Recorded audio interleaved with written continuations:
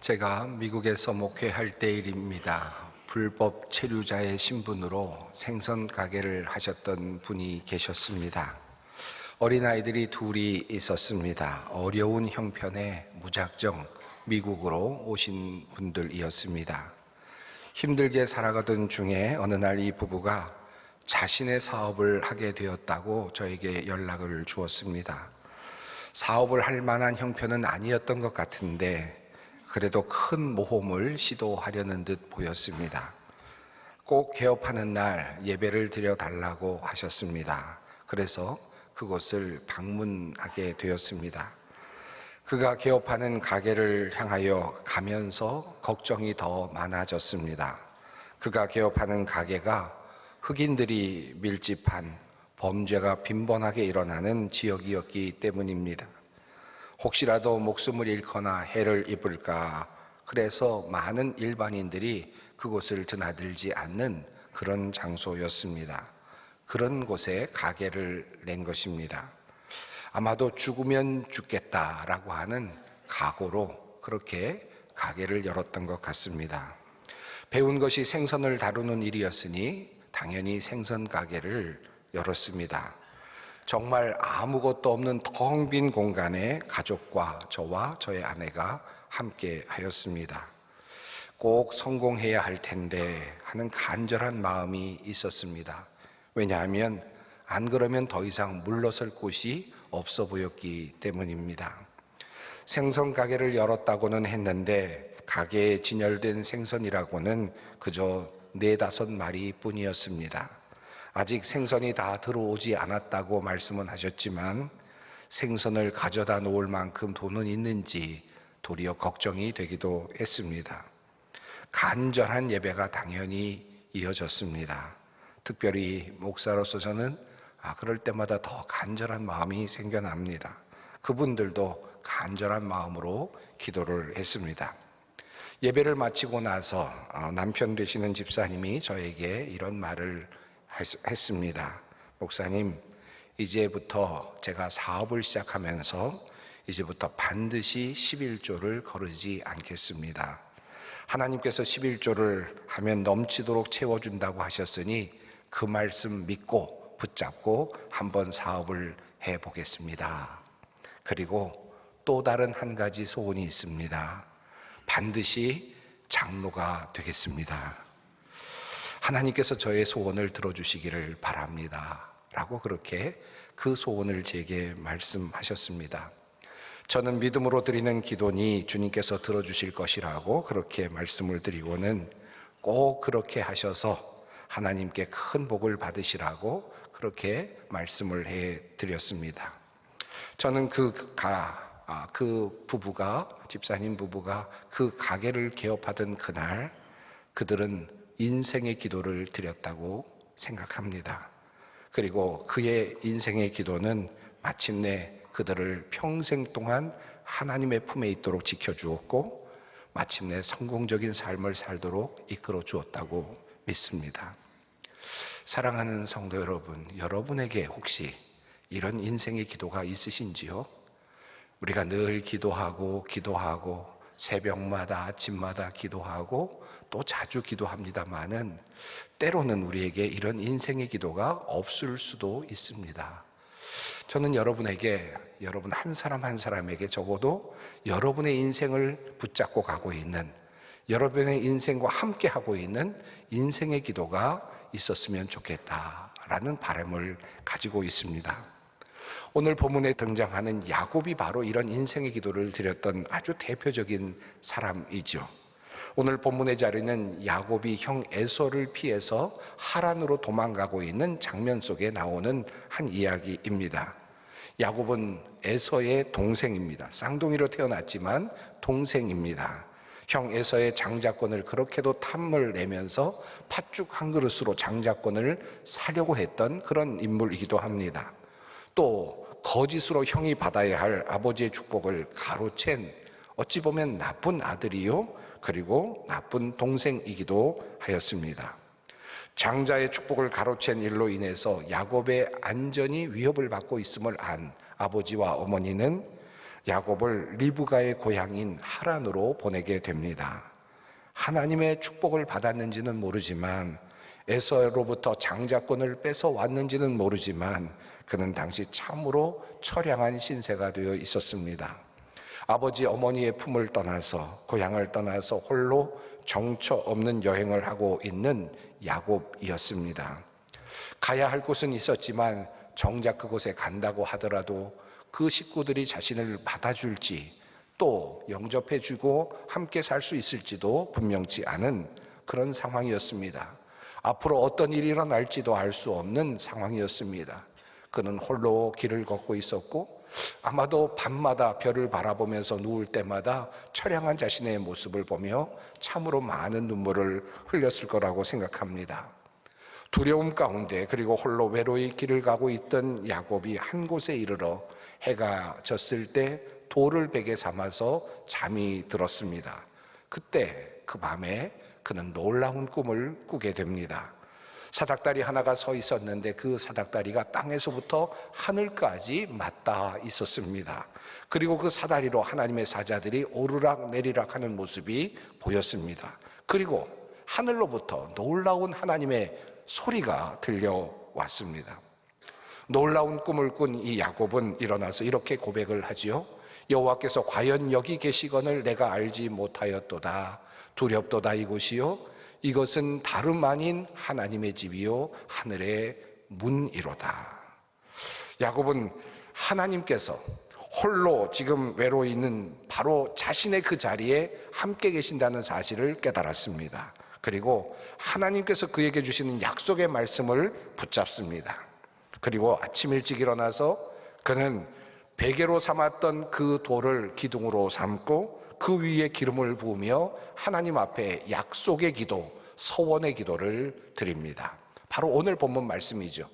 하나님이 나와 함께 계셔서 내가 가는 이 길에서 나를 지키시고 먹을 떡과 입을 옷을 주시어 내가 평안히 아버지 집으로 돌아가게 하시오면 여호와께서 나의 하나님이 되실 것이요 내가 기둥으로 세운 이 돌이 하나님의 집이 될 것이요 하나님께서 내게 주신 모든 것에서 10분의 1을 내가 반드시 하나님께 드리겠나이다. 야곱에게 있어서 이 기도는 하나님과 맺게 된 첫 번째 개인적인 언약이었습니다. 그리고 야곱에게 있어서 이 기도는 그의 영적 여정에 있어서 첫 번째 출발점이기도 하였습니다. 하나님과 야곱은 이 베델이라고 하는 자리에서 약속을 맺습니다. 그리고 하나님은 그 약속을 기억하셨고 야곱이 밧단 아람 하람에 머무는 동안 그를 보호하시고 축복해 주십니다. 라반이 얄미운 계획들을 세우고 그래서 참으로 여러 번 또 피해도 입습니다마는 그럼에도 불구하고 하나님은 야곱의 편이 되어 주셨습니다. 그 땅에서 야곱은 자라나고 성장하고 큰 부를 이루고 그리고 가족들도 얻고 자녀들까지 12를 얻는 큰 복을 누리게 됩니다.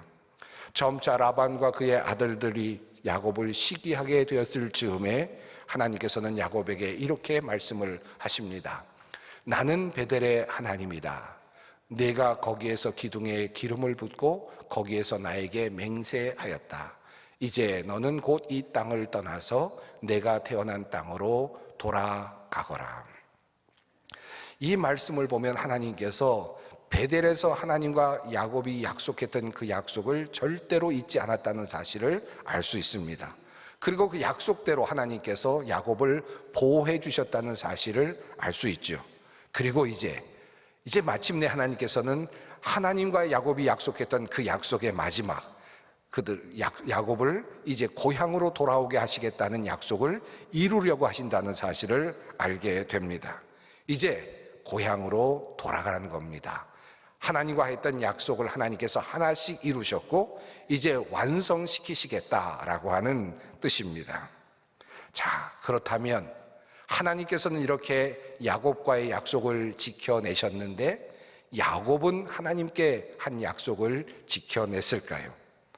야곱이 한 약속은 크게 세 가지였습니다. 첫째는 주께서 평안히 고향으로 돌아오게 하시오면 여호와께서 나의 하나님이 되실 것이요, 둘째는 내가 기둥으로 세운 이 돌이 하나님의 집이 될 것이요, 셋째, 내게 주신 모든 것에서 10분의 1을 반드시 내가 하나님께 드리겠습니다. 이 세 가지 약속을 했습니다. 야곱은 과연 이 약속을 지켰을까요? 베델과 관련된 야곱의 이야기는 이어집니다. 야곱의 가족이 밧단 아람을 떠나서 고향 지역으로 돌아왔을 때의 일입니다.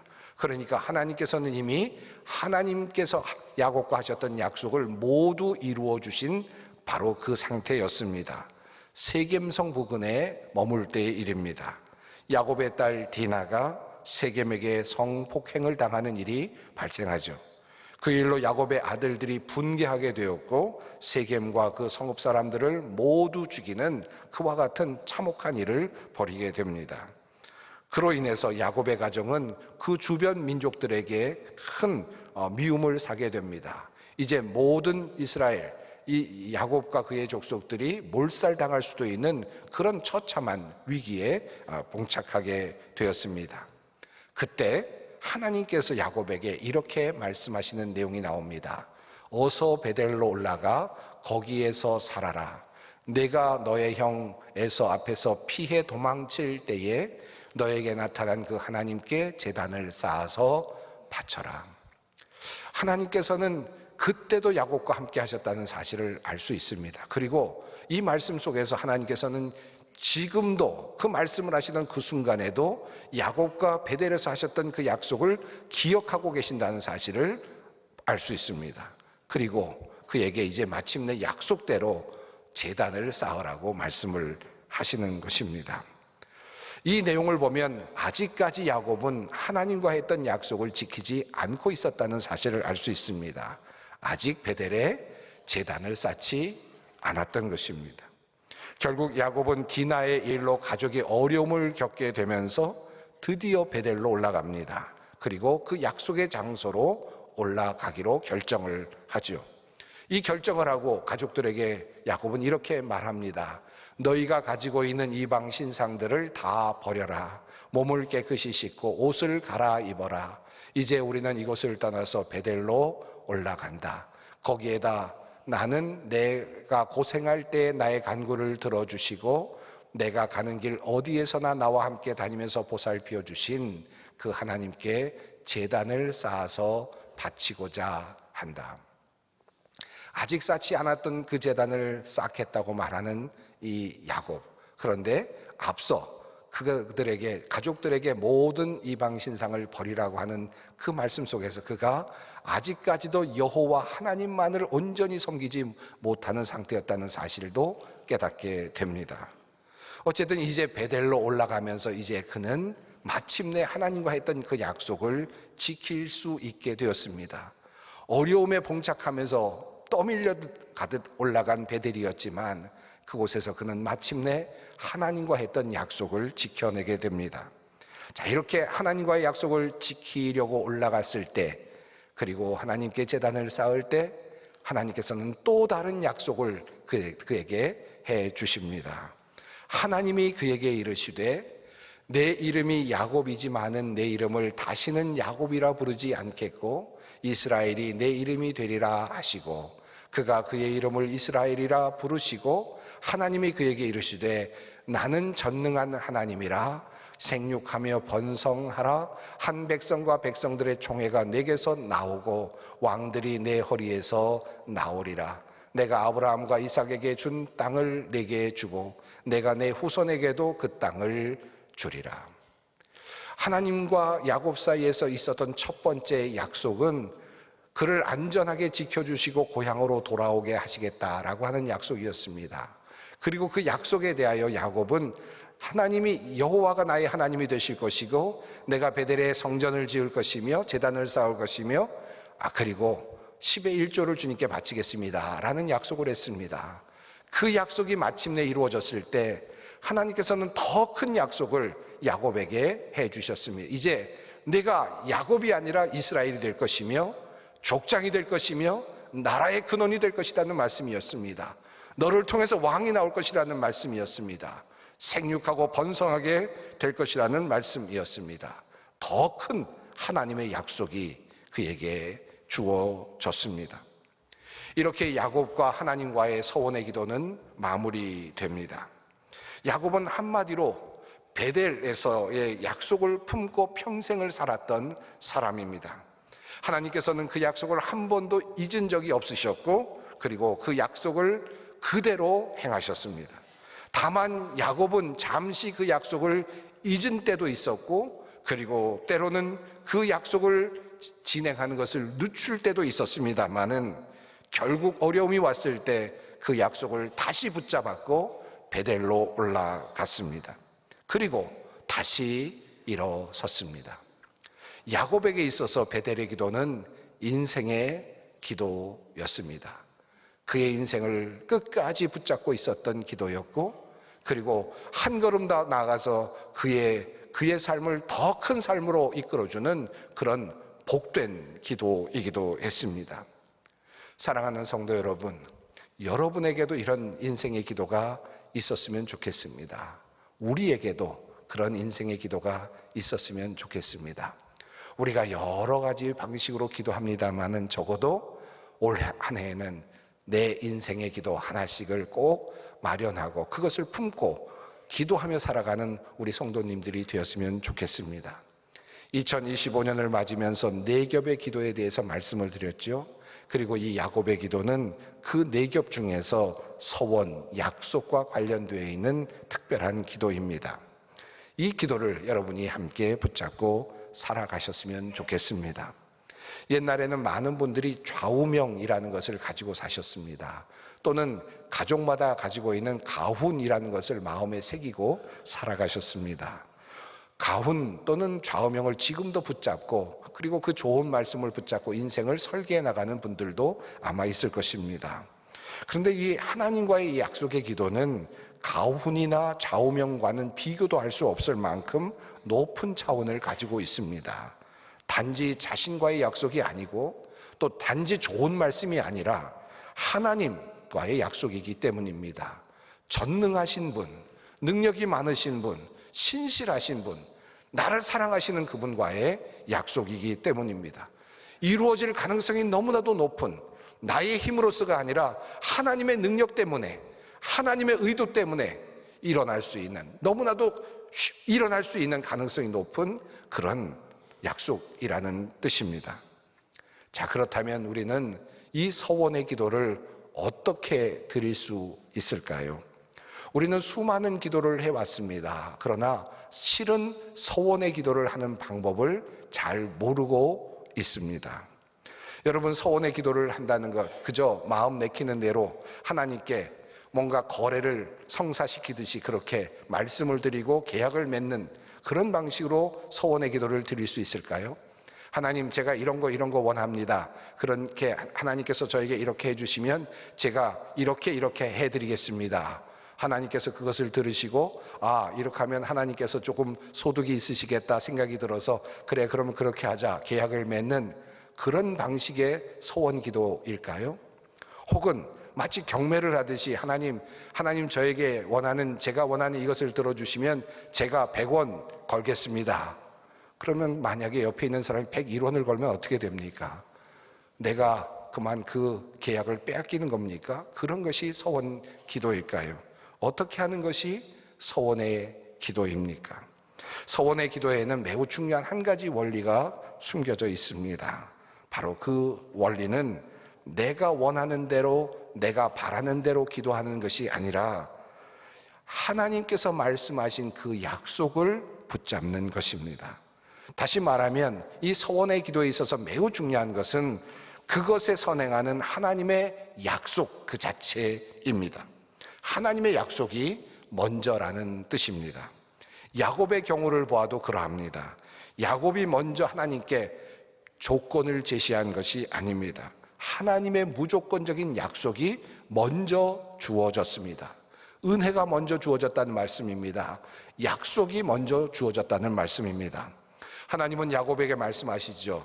내가 누워있는 땅을 너와 너의 자손들에게 내가 주리라.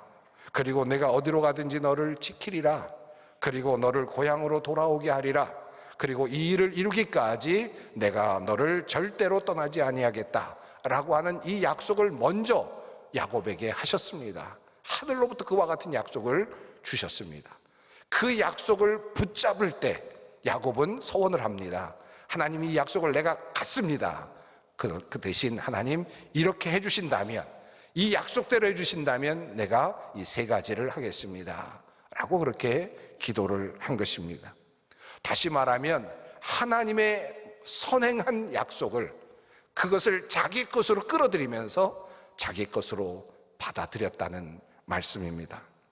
그러므로 서원의 기도를 우리가 드리기를 원한다면 먼저 우리가 해야 될 것이 있습니다. 그것은 하나님께서 어떤 약속을 우리에게 주셨는지를 알아야 할 것입니다. 내 부모를 공경하라는 하나님의 말씀이 있죠. 내가 이 땅에서 잘 되고 장수하리라. 우리는 이 하나님의 말씀을 나의 말씀으로 붙잡고 하나님과 계약을 맺을 수 있습니다. 하나님, 제가 이 말씀을 붙잡습니다. 이 말씀 붙잡고 살아갑니다. 그러니 하나님, 이 일을 이루실 때 제가 이런 일을 하렵니다. 이것이 서약의 기도입니다. 내 구제함을 은밀하게 하라. 은밀한 중에 보시는 아버지께서 갚으시리라. 하나님, 이 말씀을 내가 붙잡습니다. 나의 것으로 갖겠습니다. 그리고 나는 이대로 살아보겠습니다. 그리고 하나님께서 이루신다면 나는 이렇게 하나님께 하겠습니다. 이것이 바로 우리의 소원의 기도입니다.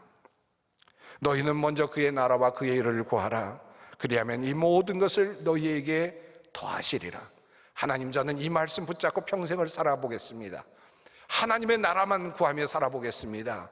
그러니 하나님, 나의 인생을 책임져 주십시오. 이것이 소원의 기도입니다. 사랑하는 성도 여러분, 저는 이번에 소망의 성도님들께서 이 소원의 기도를 배워갈 수 있기를 바라고 여러분의 삶에 적용할 수 있기를 간절히 바라고 있습니다. 하루아침에 모든 것이 달라지지는 않겠죠. 그러나 여러분이 이 소원의 기도를 마음에 품고 이 하나님께서 주신 약속의 말씀, 예수님께서 주신 이 약속의 말씀을 가슴에 품고 평생을 살아가다 보면 여러분의 삶이 바뀌어져 있다는 사실을 알게 될 것입니다. 하나님께서 그 약속대로 신실하게 나에게 하셨다는 사실을 깨달아 알게 되는 날이 올 것입니다. 우리에게 문제는 이 약속이 없기 때문입니다. 사랑하는 성도 여러분, 기도는 능력이라고 말씀을 드렸습니다. 기도는 특권이라고 말씀을 드렸습니다. 우리 모든 성도님들께서 이 기도를 통하여 하나님의 큰 축복을 누릴 수 있기를 바랍니다. 모두가 이 약속의 기도를 통해 풍성한 하나님의 은혜를 누리실 수 있는 2025년, 그리고 여러분의 평생의 삶이 되시기를 간절히 바랍니다.